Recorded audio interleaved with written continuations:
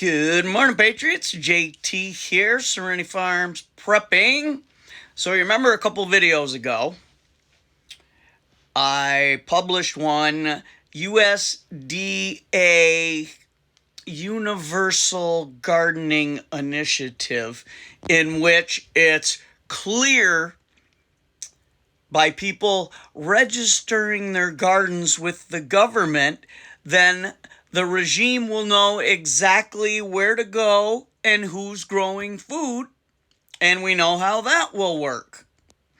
Well, the World Bank is coming out with their own little initiative now.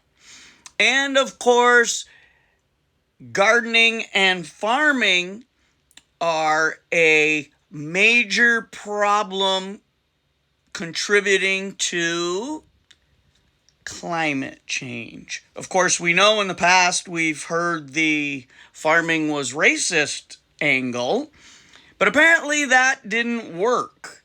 So now the World Bank is coming out with it. So let's take a little peek at what they're planning. Here's what the World Bank says, quote, agriculture is a major part of the climate problem.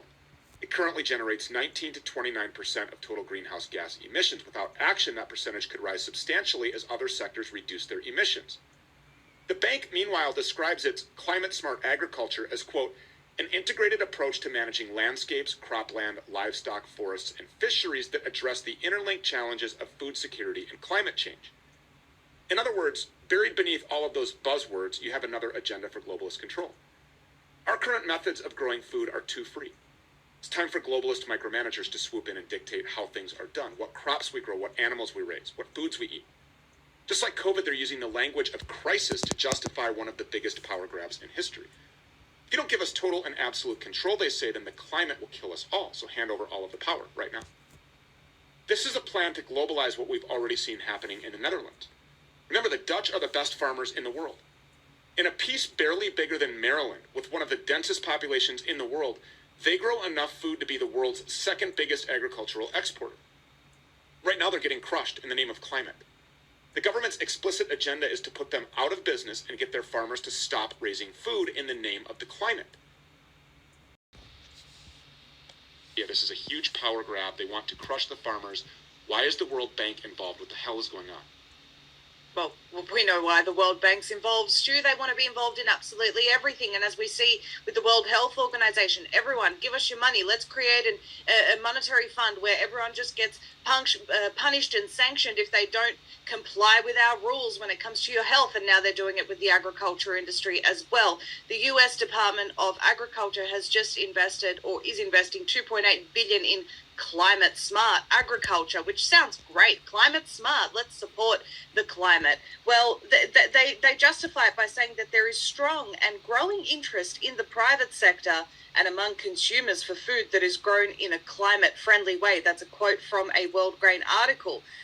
First of all, have you ever heard the market demanding that we grow food in a climate smart way? And climate smart essentially just means whatever Bill Gates and his cronies say.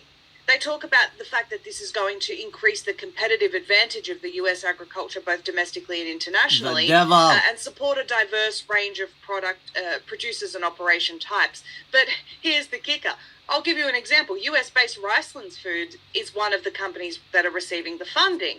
And the funds, it says, will help Riceland build a farmer-focused asset registry system for data collection, benefit quantification, verification, and farmer compensation.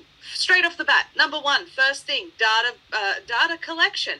It's very much the same as what we're seeing with, say, for example, the smart cities. And it goes on with an Australian plan here where we see Farmers for Climate Action talking about how Australians are on the forefront of climate change. You know, we've been used to changing weather in this country and difficult weather, but now it's so unexpected because of climate change. They then go on to talk about how we should depend on organizations such as CSIRO, who's previously been involved in weather modification and gain-of-function research in Wuhan. They're the ones that we should be trusting to talk to us about this changing landscape of climate.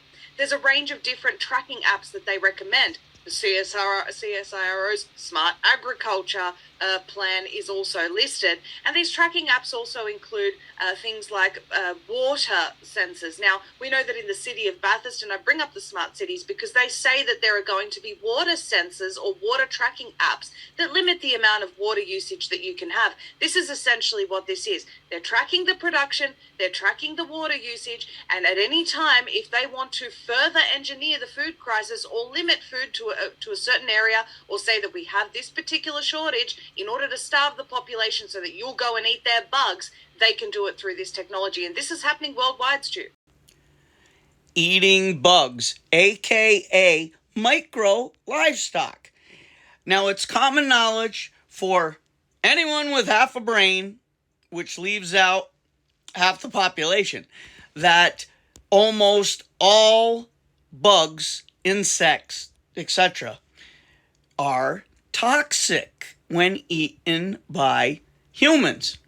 Now, if you were lost in the middle of the forest and you had no choice for a few days, you would very likely be okay. Might experience some slight discomfort of some kind, but you'd probably make it. But you see where all this is headed. We got a little more. Here is to just do away with cattle, with beef altogether, because it doesn't make enough money for the globalists. They can't control it. Correct, but it's not just that, Stu. It's also limiting people's ability to interact with nature. You know that in Victoria we have the agriculture legislation. I've spoken in great detail about this, which is essentially going to limit people growing their own food in their backyards. The same state of Victoria has just introduced new rules that are limiting people's ability to go out into nature. Walkers and riders caught not using government-sanctioned trails outdoors could face heavy fines of up to $924 for walking where the government says they're not allowed. How much being here, we appreciate it. Thank you, Stu. Control the food, control the people. I believe it was that scumbag, WEF Kissinger. Control the oil, control the world, control the food, control the people. We already know there is going to be massive intentional food shortages happening very, very soon, like dark winter soon. I have told you repeatedly, the food we're eating now was last year's growth, next year's product. What happens due to the fact that there was hardly any product planted this year, next year? For those of us that make it through the winter with the also intentional fuel and heating shortages.